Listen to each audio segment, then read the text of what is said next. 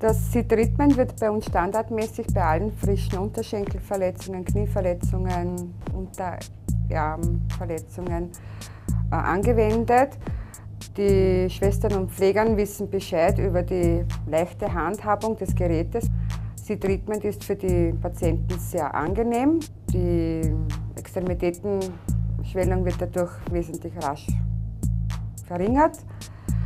Die Handhabung des C-Treatments ist für das Personal sehr arbeitserleichternd. In der Nacht können Sie mit dem C-Treatment die Patienten angenehm durchschlafen. Die Nachtruhe ist eben nicht so gestört für die Patienten, ebenso für das Personal.